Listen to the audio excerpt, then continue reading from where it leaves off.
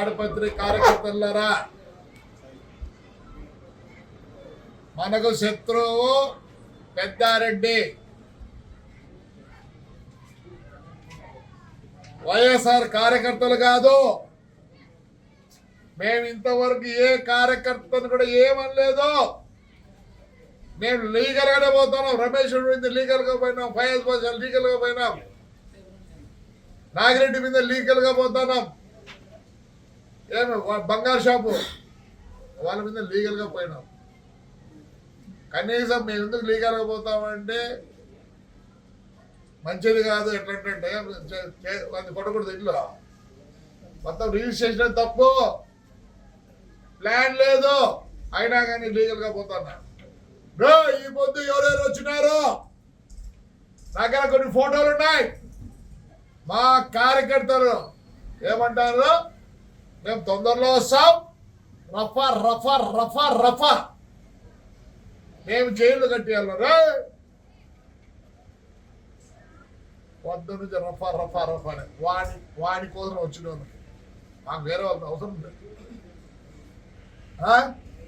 చూడండి మా కార్యకర్తలు ఎలా ఉన్నారో చూపిస్తాను.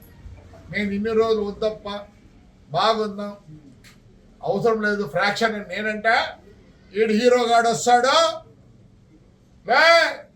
వానెంబడి వచ్చినారు చూడే మా కార్యకర్త రఫా రఫా రఫా.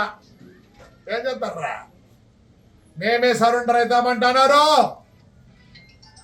మేమే సరెండర్ అవుతామంటున్నారు.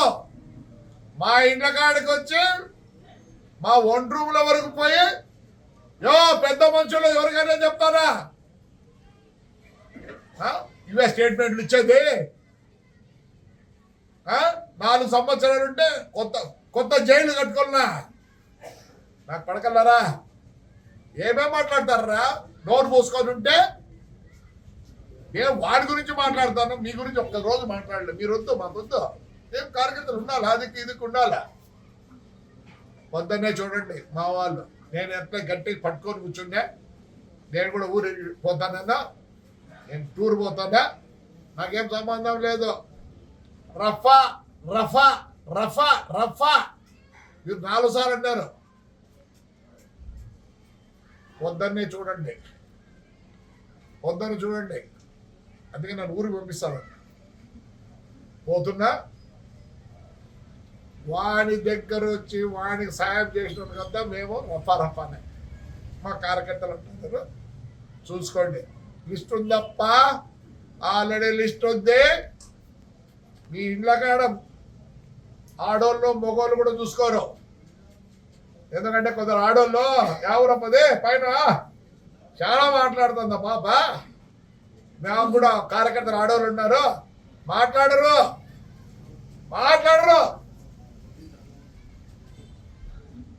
భద్రంగా ఉండండి. ఏంటి పాపాడు చంద్రబాబు మంచోడు, నా కాన్స్టిట్యూన్సీ వరకు ఉండదు. మేము బాధలు పడినాం, జైల్లోకి పోయినాం, అన్నీ పోయినాయి. ఆడపిల్లలు కూడా జైలు పోయినారు. రేపు నుంచి వేరే వాడి ఇంటికాడికి వాడితో వాడి వచ్చిన వాళ్ళకు, పెద్దారెడ్డి గారితో వచ్చిన వాళ్ళకు ఆయన ఇంట్లో కూర్చోండి, మమ్మల్ని చేయలే. వాడు వాడి కొడుకు ఏడున్నావురా, ఇంకా నీకు చాలా ఉంది టైము. రాజకీయం చేసినావా, లెక్కలు సంపాదించుకున్నావు. రారా, ధైర్యం రారా. నీ కార్యకర్తలు ఉన్నారు ఇక్కడ. ఇట్లా నాకు నమ్మకవద్దండి వైఎస్ఆర్ కార్యకర్తలారా. వాడు ఫయాజ్ గారు మేలు కదరా నీ పాసలా. ఆ పిల్లగాళ్ళు 5 నెలలు టేబుడు పెట్టిలే. వాడు హీరోగాడు, టేప్ పెట్టిలే. వాడు మేలు.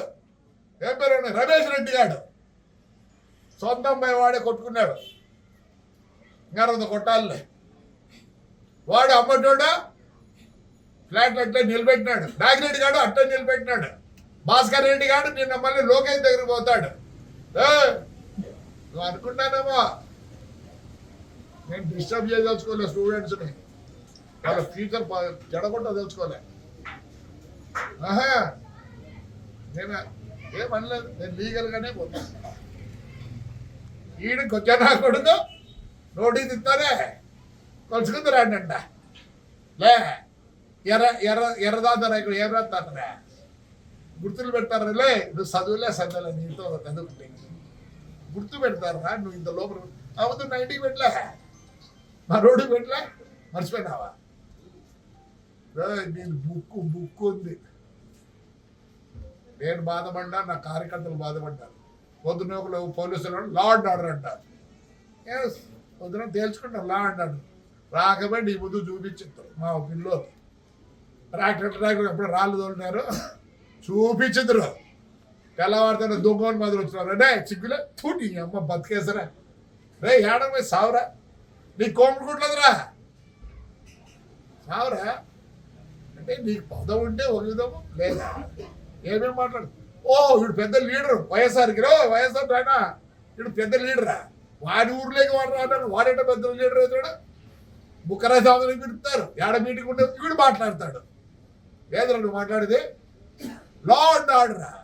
ఆహా నేను కోర్టుకు పోతే పో, ఆ రోజు నేను కోర్టుకు పోతే ఏమైంది తండ్రి చెప్తాను. చూడే నాకు శత్రువు మీరు కాదు, నాకు అందరూ కావాల్సిందే, అందరూ నా ఓటర్లే. వాడు తప్పనిచ్చి నా బస్సులో నిలబెట్టి నేనే పౌరు ఉంది జైలు పంపిలే నన్ను నా కొడుకునే పౌరు ఉంది పోయినా నేను ఎందుకురా గెలిచింది మున్సిపల్ చెప్పేసి ఎందుకు గెలిచినా? రాష్ట్ర వ్యాప్తంగా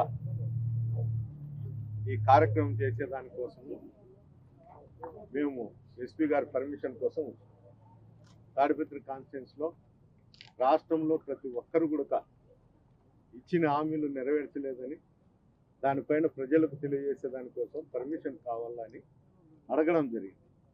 ఆయన అయితే పరిశీలించి చెప్తామని చెప్తాను. నేననేది ఏమంటే ఆయన ఎప్పటికప్పుడు నిర్ణయం తీసుకొని చెప్పచ్చు. ఆయనే ఈ జిల్లాకు హెడ్ ఆఫ్ డిపార్ట్మెంట్. ఆయన ఏంటికి డ్రాగన్ చేస్తాడో ఏంటికో నాకు అర్థం కావడం లేదు. కానీ ఇంకా ఏమన్నా అతను ఇంకా ఎవరితోన్నా చర్చించిన తర్వాత ఏమన్నా చెప్తాడేమో వేచి చూడాల. అదే కాదు, నిన్న నేను తాడిపత్రికి పోయిన తర్వాత నన్ను అక్కడి నుండి బలవంతంగా తీసుకొచ్చి అనంతపూర్లో పెట్టడం జరిగింది. ఇది అందరికీ తెలిసిన విషయమే. అతను నేను ఇక్కడికి వచ్చిన తర్వాత జేసీ ప్రభాకర్ రెడ్డి గారు తాడిపత్రిలో ఎక్స్ఎమ్మెల్యే ఇంటి దగ్గరికి పోయిన వాళ్ళందరికీ కూడా మేము ఫోటోలు తీసుకున్నాము. వాళ్ళకందరికీ ఆయన ఏదో చెప్పినాడు రప్ప చేసి. ఈరోజు పొద్దున్నే మా కార్యకర్త షాప్ కూడా ధ్వంసం చేయడం జరిగింది. అంటే చిన్న కార్యకర్తలు ఎవరన్నా కానీ ఏదన్నా మాట్లాడితే సోషల్ మీడియాలో తక్షణమే వైఎస్ఆర్సీపీ కార్యకర్తలను తీసుకుని స్టేషన్లో పెట్టి కేసు కాదు. ఒక మున్సిపల్ చైర్మన్ ఎక్స్ఎమ్మెల్యే అతను పబ్లిక్గా ఇక్కడ పోలీస్ వ్యవస్థ లేదు, నేను చెప్తేనే జరుగుతుంది అనే ధోరణిలో అతను మాట్లాడతా అందరినీ కూడా నేను దాడి చేస్తా అన్నట్టు దాడి చేయిస్తా. వీళ్ళ మీద చర్యలు తీసుకోరా. అసలు ఈ రాష్ట్రం అంతా కూడా 175లో 174 కాన్ఫరెన్స్లో ప్రోగ్రాం జరిగితే నేను ఒక్కని కూడా అక్కడ పోకోకుండా నిలబెట్టడం జరుగుతుంది అధికారులు. వీళ్ళ ఇంట్రెస్ట్ కూడా ఏమి దాంట్లో భాగం. అంటే రాజకీయాల్లో ఓటమి గెలుపులు అనేది సహజము. ఎవరు ఎక్కడైనా తిరగచ్చు. ఇది ప్రజాస్వామ్యం. మా సొంత ఇల్లు కూడా అక్కడ ఉంది, ఆ ఇంటికి కూడా పోకుండా కట్టడి చేస్తారు. ఇంత దారుణమైన పరిస్థితులు ఈ రాష్ట్రంలో ఏమన్నా వీళ్లకు ఈ రాష్ట్ర ముఖ్యమంత్రి ఆదేశాలు ఉన్నాయా, లేకపోతే వీళ్ళే చేస్తారా, లేకపోతే వీళ్ళకి హెడ్ ఆఫ్ ది బాస్ ఏమన్నా జేసీ ప్రభాకర్ రెడ్డి? ఇవన్నీ కూడా అర్థం చేసుకోవాలా. అందరూ ప్రజలు గమనిస్తారు ఏం జరుగుతుంది. ఏమన్నంటే ఆ ప్రభుత్వంలో మమ్మల్ని చేశారు రైట్, అతను చెప్పేదానికి నేను అంగీకరిస్తాను. మీడియా వాళ్ళంతా రండి, అతను ఎక్కడ కూర్చుంటాడో కూర్చోమని. నేను అతనికి ఏమన్నా న్యాయం చేసినాడో చెప్పుకోను, నేను కూడా దానికి కౌంటర్ చెప్తాను. అంతేగాని అతను లేస్తే ముండమోపి రాజకీయాలు చేస్తాడు. అంత దరిద్రమైన రాజకీయాలు, పబ్లిక్ని రెచ్చగొట్టడము, బంగాకు సారాయి మట్కాలు పెట్టుకోవడము, వాళ్ళందరినీ గుంపు చేయడం, ఎవరి మీదనో ఒకరి మీద దాడి చేయడం. ఇది ఎవరు కూడా మా పల్లెలలో ఏం చెప్తా అంటే, నేను కూడా గ్రామీణ ప్రాంత వాసినే, చెప్తా అంటారు ఇట్లా ముండమోపులు ఉండబట్టే లేకపోయినట్టే. అదే నేను కూడా ఇప్పుడు చెప్తాను, ముండమోపి రాజకీయాలు చేయకుండా నేరుగా నువ్వు రాజకీయాలు చేయి నాతోనే. నువ్వు ప్రతిసారి చెప్తాండవు ఈ మధ్యకాలంలో నాకు ఆ కుటుంబానికి సరిపోదు, అందువల్ల ఆ కుటుంబం తప్ప ఎవరైనా రాజకీయాలు చేయని. మా పార్టీలో శాసించడానికి వాడెవడు? మా పార్టీలో మెంబరా, కార్యకర్త, లేకపోతే ఏదైనా పోస్ట్ ఉందా? వాడు ఉండేది తెలుగుదేశం పార్టీలో. తెలుగుదేశం పార్టీలో ఏదైనా ఉంటే డిస్కషన్ చేయాలి. మా పార్టీలో గురించి, నా గురించి వాళ్ళు లేకపోతే ఇంకోరు తిరగమని చెప్పేదానికి అతను ఎవడు? అతని యోగ్యతేమి? After all municipal chairman. అది గ్రహించు. తాగుడుపోతు చేష్టలు చేసుకుంటా, ఆ గడ్డం పెంచుకొని దరిద్రమైన ఆలోచనలు పెట్టుకుంటా, నీ గడ్డంలో పిచ్చుకలు పేన్లు పడకుండా చూసుకున్నా ఏంటున్నా. ముందు అది శుభ్రపరుచుకొని నీట్గా రాజకీయాలు కానీ చూడు. కక్షలు ఇంకోటి అంటే ఇక్కడ ఎవరు ఊరికి లేరు. నువ్వు ఏ దానికి రెడీ అయినా కూడా దానికి మేము రెడీగానే ఉన్నాం.